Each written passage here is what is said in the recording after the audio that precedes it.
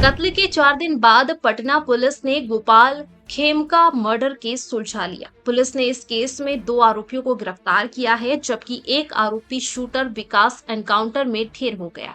Police ने मंगलवार को प्रेस कॉन्फ्रेंस कर दावा किया कि हत्याकांड को जमीनी विवाद के चलते अंजाम दिया गया था और इसके लिए शूटर उमेश से 4 लाख रुपए में सौदा हुआ था, जिसमें से एडवांस के तौर पर 50,000 रुपए दिए गए थे। बकौल पुलिस, हत्याकांड के बाद इलाके में लगे तकरीबन 200 सीसीटीवी कैमरों की फुटेज खंगाली गई, जिसकी मदद से शूटर के हुलिये और उसके पहने कपड़ों की पहचान हुई। इसी के साथ जिस स्कूटी से शूटर भागा था उसके बारे में पता चला।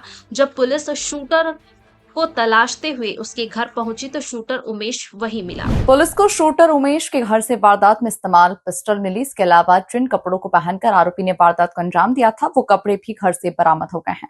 इस दौरान पुलिस ने जब शूटर उमेश के मोबाइल को खंगाला तो बिल्डर अशोक शाह से बार बार बात होने का रिकॉर्ड मिला। आपको बता दें कि जब पुलिस ने उमेश से सख्ती से पूछताछ की तो उसने जुर्म कबूल कर लिया और खुलासा किया कि उसे सुपारी नामी बिल्डर अशोक शाह से मिली थी। पुलिस ने इस केस में बिल्डर अशोक शाह को भी गिरफ्तार किया है, लेकिन एक बड़ा घटनाक्रम तब हुआ जब पुलिस विकास उर्फ राजा नाम के शूटर को अरेस्ट करने पहुंची। इसी क्रम में बढ़ते बढ़ते हम लोग जहाँ पे जो अभियुक्त था वो जो भागा था उस घर तक पहुँचे। वहाँ पे जब छानबीन की गई तो एक मोटरसाइकिल हम लोग को मिली। मोटरसाइकिल के नंबर से टेम्परिंग करने की कोशिश की गई थी। जब उस मोटरसाइकिल के पास वाले घर की सर्च की गई तो उस घर से जो अभियुक्त जो कपड़ा पहने हुए थे वो बरामद हुआ, जो जूता बरामद हुआ, मास्क बरामद हुआ। उस घर में जो व्यक्ति थे उनको लाया गया पूछताछ करने के लिए। उनका नाम उमेश यादव। जब उनसे गहन पूछताछ की गई, इसके बारे में गहराई से पूछताछ की गई तो उनके द्वारा इस घटना की संलिप्तता स्वीकार की गई। साथ ही में उनके द्वारा बताया गया कि इस घटना में जो उनके द्वारा इस्तेमाल किया गया हथियार था वो घर में छिपा के रखे हैं। ये जब उनको बताया गया उसमें उनके घर के ऊपर वाले फ्लोर पे जो उनके भाई का फ्लोर है, घर है, उसमें एक बंद कमरे में रखे हुए थे। उस जगह की जब छानबीन की गई तो इनके घर से 59 राउंड गोलियां बरामद हुई। उसमें 56 राउंड 7.6 का था और 3 गोली 9mm का था। उसके अलावा जब घटना में जो इस्तेमाल हथियार था उसके साथ 2 मैगजीन मिला जिसमें 14 राउंड गोलियां थी। इसके बाद जब इनसे और पूछताछ की गई तो बताया ये कि अशोक साहु का नाम लिए कि ये इनको करीब 1.5 साल से जानते थे।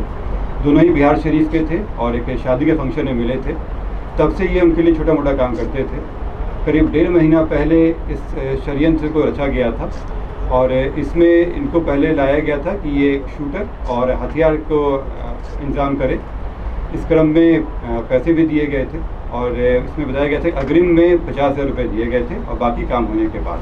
दरअसल मुख्य शूटर उमेश से पूछताछ में खुलासा हुआ कि उसे पिस्टल शूटर विकास से मिली थी। उमेश चाहता था कि हत्याकांड को अंजाम विकास दे, लेकिन विकास ने ये कहते हुए इनकार कर दिया कि सुपारी की रकम कम है, जिसके बाद उमेश ने खुद मर्डर करने का प्लान बनाया। पुलिस जब विकास को अरेस्ट करने पहुंची तो उसने पुलिस पर फायरिंग शुरू कर दी। आपको बता दें कि पुलिस की तरफ से जवाबी कार्रवाई की गई तो गोली विकास को जा लगी और उसकी मौत हो गई। इस तरह पुलिस ने केस तो वर्कआउट कर दिया, लेकिन जिस तरह से हत्याकांड को अंजाम दिया गया उसने पटना में कानून व्यवस्था पर सवाल खड़े कर दिए हैं। Bureau report P24 news.